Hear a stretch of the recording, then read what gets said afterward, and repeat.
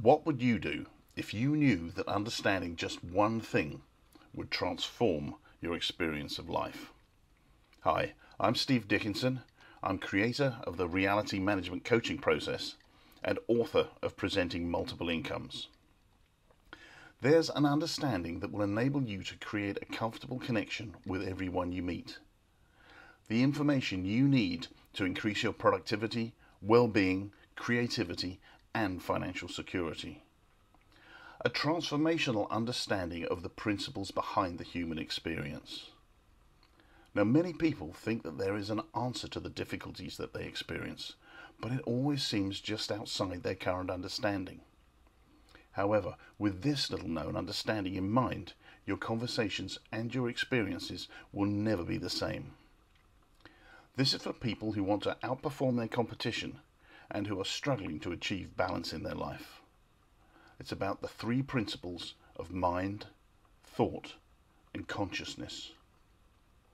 I'm going to show you a model based on the principles of neuro-linguistic programming that describes how a person thinks and feels. I will use this model as a foundation to explain three psychological principles. My objective is for you to have a new understanding that will impact every area of your life for the better. We'll start with the mind. A physicist might call the mind part of the implicate order, while religious people might talk of the spirit of God living within us. Carl Jung, the Swiss psychotherapist and psychiatrist, might call it the collective consciousness of life. And I've heard American self-help author and motivational speaker Wayne Dyer refer to it as source. He says, some call that source God, soul, or spirit. It has nothing to do with religion. And he was talking about the source of energy that lies within each of us. Now, Deepak Chopra, the doctor, public speaker, and writer, suggests that intelligence exists at a subatomic level. Else how would elements know to form proteins, and proteins form the double helix of DNA, the basis of life? And Ervin Laszlo, the Hungarian philosopher of science, refers to it as quantum consciousness. I suppose a Star Wars fan might refer to the Force. However, the consensus is that no one can definitively describe the way the mind works or how it's connected to the subatomic worlds, but we all experience it. And the mind and body are one system. Nothing can happen in one without it affecting the other. So we experience reality through our senses. We can notice what's going on in our environment via the sensory modes of sight, sound, feelings, smells, and tastes. So we've got visual, audio, kinesthetic, olfactory, and gustorial. And with these bioelectrical signals from our senses, we create a representation of reality in our mind. And then we match the images, sounds, and feelings that we experience with remembered images, sounds, and feelings from the past. Now, each memory comes with an appropriate body chemistry, like adrenaline, for instance, that comes with a memory of a fearful experience. An emotion. When we experience an emotion or a feeling in our body, it's our conscious awareness of a feedback from our nervous system. We notice a change in the balance of our endocrine system or our body chemistry. For instance, butterflies in our stomach or our stomach turning over as we notice a dangerous situation. The intensity of the feeling will vary according to where we focus our attention, whether we're hungry or not hungry. We can miss the feeling of hunger if we have our attention focused elsewhere. We have a range of descriptions for the feelings we experience: hot, cold, smooth, rough, warm, fear, love, frustration, pleasure, anger, excitement, anxiousness. I mean, the list goes on. But some of those feelings we refer to as emotions. And the way we react to these emotions will be dependent on our experience of that moment, where we focus our attention, and our thinking at that moment. Fear, frustration, anger, and excitement all have the common elements of adrenaline and cortisol. If my unconscious mind notices something that seems dangerous, I would not have to consciously think, oh, this looks dangerous. I wonder what my options are. I wonder what I should do now. No, my unconscious thoughts would automatically trigger my freeze, flight, or fight system.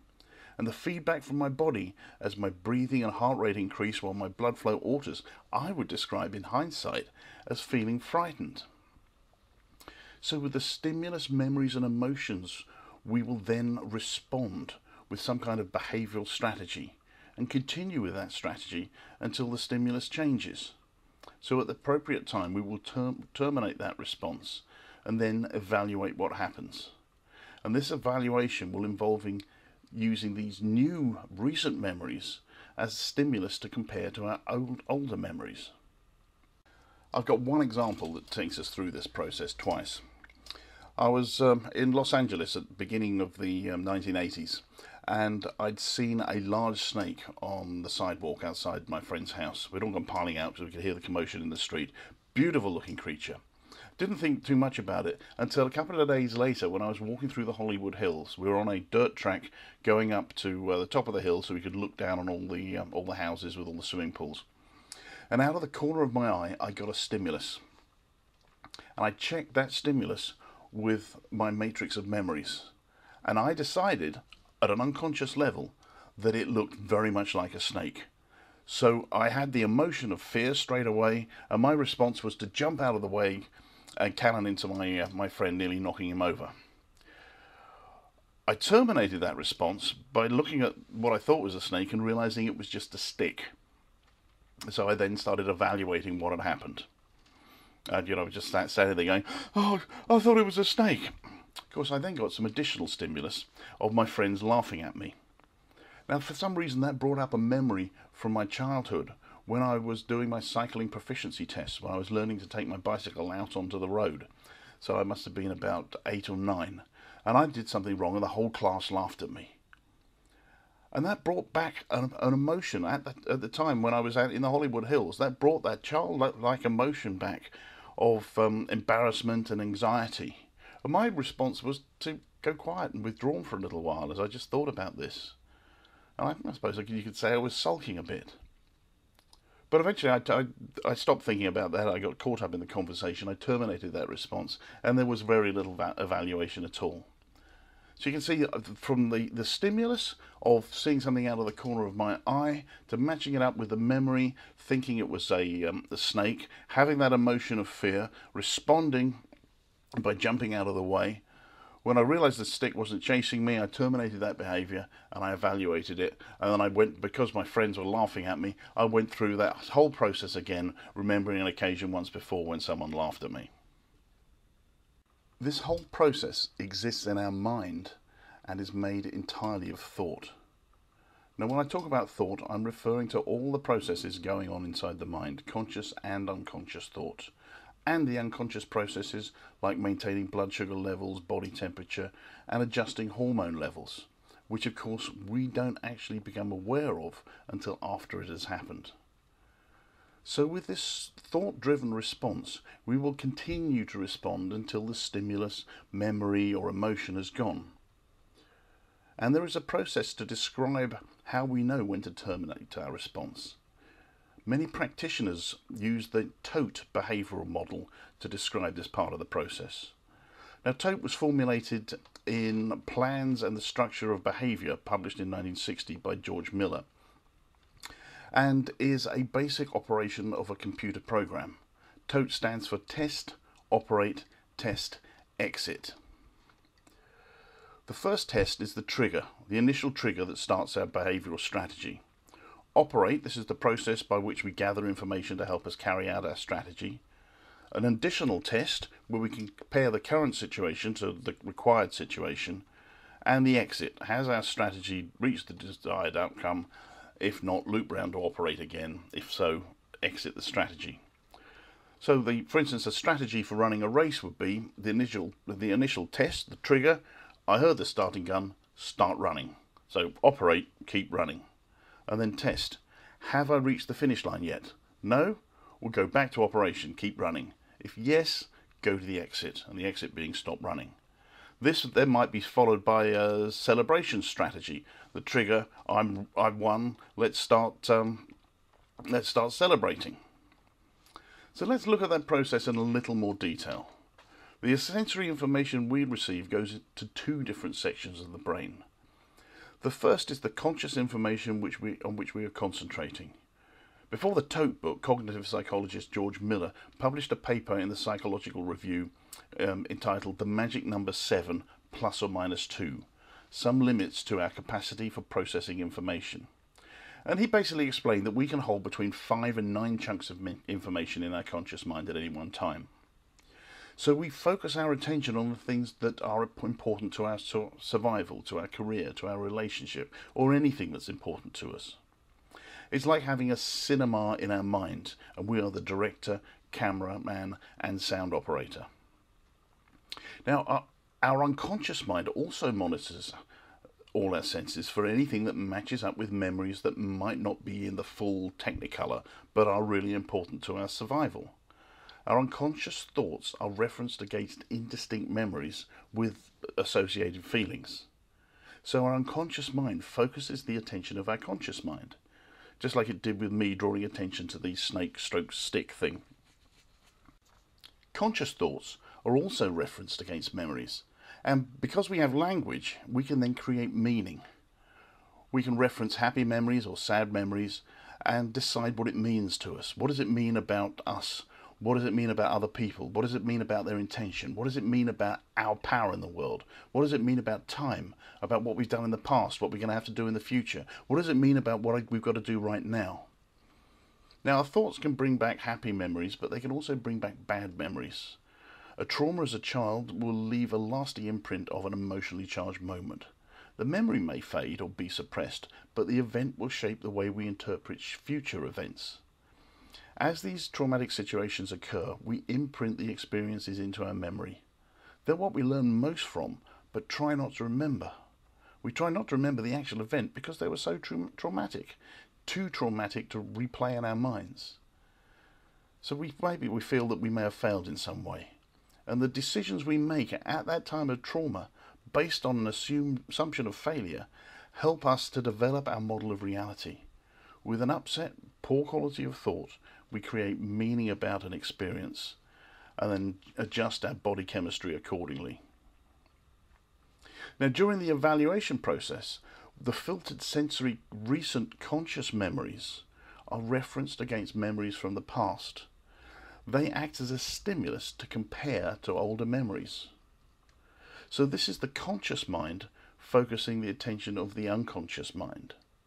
Now, although this is a useful conscious feedback mechanism, it can sometimes overpower new sensory information. I had an experience of this a couple of days ago at a business meeting. I was in a conversation with somebody and the person had a particularly impassioned point of view. I wasn't informed enough to argue with him, but I didn't want to get drawn into agreeing with him. So he got more and more frustrated until he started shouting, he swore, and ended up excusing himself from going outside to calm down a little bit. So I started having a conversation with somebody else. But as soon as the first guy came back into the room, I started going back to the conversation we'd had, and I started reviewing it. So the evaluation process from my first conversation was taking precedence over the conversation that was actually happening. All of this entire diagram, describes how we experience reality. Our conscious reality is created within our mind and is made of thought. This means that we all operate on our own unique map of reality, not on reality itself. I have a representation of reality that is entirely my own creation. I unconsciously built it from my filtered experience of life. I'm not saying that reality doesn't exist. I'm saying that our experience of reality is totally unique to each of us and is a creative experience. How does this understanding help us in everyday life? The invisible yet prevailing variable of thought causes you to underutilize your own potential and often to have elevated levels of stress. The anthropologist Gregory Bateson said, "The major problems in the world are the result of the difference between how nature works and the way people think." You can have a profound shift in your understanding of the nature of human existence and of human psychological functioning. You are not who you think you are. That changes moment by moment in line with the content and quality of your thoughts. You are your ability to create thought. Who you are takes the formless energy of your mind and focuses it into thought, immediately becoming consciously aware of your creation. This understanding reflects the spiritual fact that every human being has the same profound wisdom within them. And the good news is there are no strategies or tactics to learn, and there's no need to change one external fact in your life to find peace of mind. The human spirit is invincible even when we feel dispirited. It's within our grasp at any moment to find our natural peace of mind. You can unshackle your own creativity and unleash your insight to guide you through life. Because our life experience is created from the inside out, not from the outside in. Our experience is thought created. And I've realized that I was only one insight away from a totally different experience. If I'd been creating my own disappointment, upset, anger, worry, distress, then I could also be creating my own joy, enthusiasm, compassion and confidence. Mind is the energy of life, the fact that we're alive. Thought is our ability to create ideas from that energy, and consciousness is our ability to experience what we think as real. We are born thinking. We think our way through life. We see life through our thoughts as we go, and the quality of our thinking determines the quality of our lives. A stressful and negative feeling or state of mind produces a low mood and increased tension. A feeling of insecurity warns us to allow our thinking to quiet. If you are ever conscious of fearful or anxious feelings, and there's no immediate threat to your physical safety, then your body is telling you that your thoughts are getting in the way of your innate intuition. Because you are always living in the feelings of your thinking. You do not operate in reality, you operate in your own experience of reality. I've just presented an intellectual description of what might be called principle-based psychology. But the power of this understanding cannot be understood intellectually.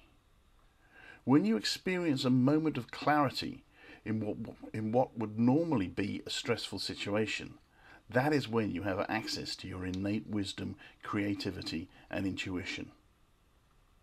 Because happiness is only one thought away. If you'd like to find out more about the power of this understanding, please contact me. My email address is info@stevedickinson.co.uk. Thank you for listening.